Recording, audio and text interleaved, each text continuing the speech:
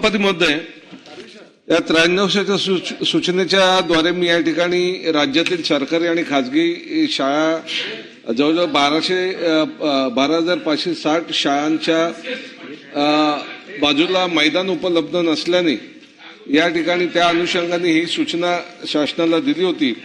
या ठिकाणी जे उत्तर प्राप्त झालंय त्या उत्तराच्या अनुषंगाने मला आपल्याला उपप्रश्न विचारायचा आहे की आरटीए कायद्यानुसार राज्यातील सर्व शाळांना 100% सर्व सुविधा नियमितपणे उपलब्ध असणे हे बंधनकारक आहे।